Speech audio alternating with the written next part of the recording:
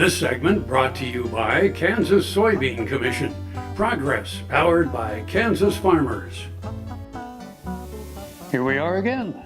So, Let them eat cake, Frank. I couldn't stand it. I knew you were going to say it, and I had to beat you to the punch. I know.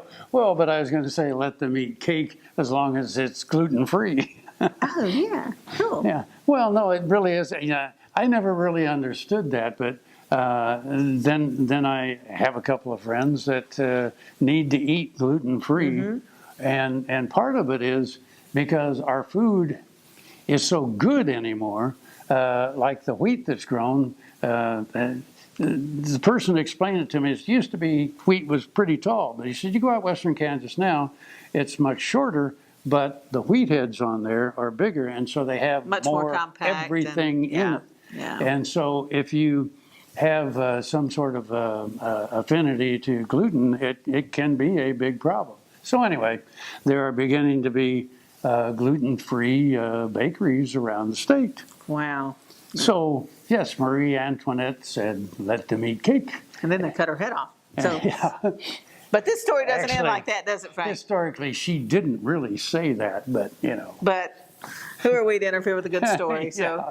But anyway, there is a bakery in Kansas called the Marie Antoinette Bakery. That's brilliant, actually. That is really a brilliant name. So anyway, and of course yours truly gets to do the story about it. And I mean, people really came in from all over the place, but now you can go online and you can actually order it from them.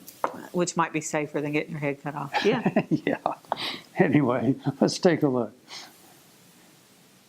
This is a Kansas profile by Ron Wilson, director of the Huck Boyd National Institute for Rural Development at Kansas State University.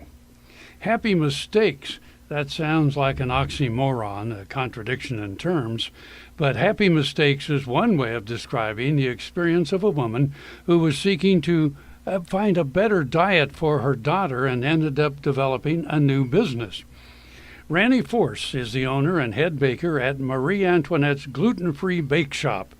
Randy grew up in a farming area of Michigan where she cooked and baked in the kitchen with her mother.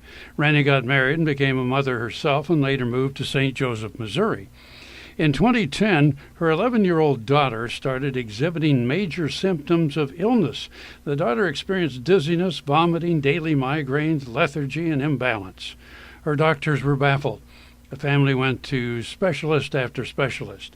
One day, while sitting in yet another doctor's waiting room, Randy happened to glance at a medical journal article about eating gluten-free. The symptoms of gluten intolerance sounded a lot like her daughter's. Randy described this to the doctor, who agreed to let them try gluten-free diet until her next appointment. In a matter of days, my daughter's condition improved, Randy said. There was a breakthrough, but it was still a challenge to find foods which would work in her daughter's diet. Furthermore, it turned out her daughter also had allergies to yeast and corn. Randy began actively seeking foods that her daughter could consume. When their older daughter graduated from Wellesley, Randy and her family went back east and visited gluten-free bakeries along the way, but with disappointing results. As I sat down and tried to choke down a tasteless, dry, and crumbly gluten-free cupcake in Boston, I knew we could offer a more tasty, moist, and sweet cupcake, Randy said. Through trial and error, Randy began developing gluten-free recipes of her own. Her daughter's eyes would light up at the sight of cupcakes and cookies, which she could consume. We figured if our family had this problem, we couldn't be alone, Randy said. Randy decided to open a bakery to serve this need. Using a logo of a pretty young Marie Antoinette, the drawing of which resembled their daughter, Randy and her husband opened Marie Antoinette's Gluten-Free Bake Shop. They located the shop in the nearby rural community of Wathena, Kansas, population 287. I love Wathena, Randy said. It reminds me of the farm country where I grew up in Michigan. Randy's husband developed the graphics and filmed commercials for the store. The bake shop menu has broadened beyond gluten-free products as people learned that there could be alternative recipes for other popular foods as well. We now specialize in allergy-free cooking, Ranny said. The menu includes breakfast and lunch items, as well as cookies, cakes, cupcakes, and holiday treats. Marie Antoinette's also caters parties and special events.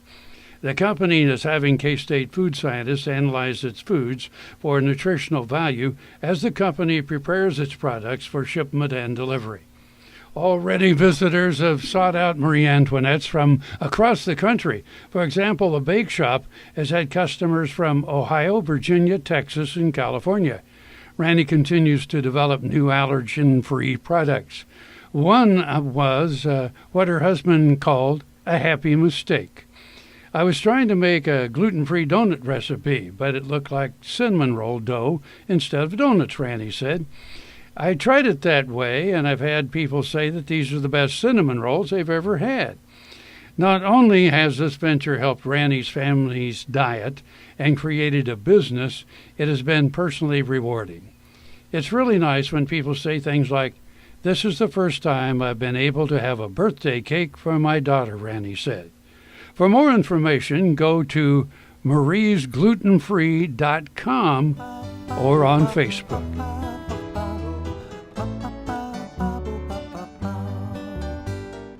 Fort Wallace stood on the frontier in the midst of the Plains Indians Wars on a major stage route and rail line. Beside the 1865 stagecoach station, a modern museum with thousands of artifacts tell that story, like the fossil of a 40-foot plesiosaur is suspended from the ceiling. Located on Highway 40 midway between Hayes and Colorado Springs, the Fort Wallace Museum is as welcome a sight today as the fort itself in the 1860s.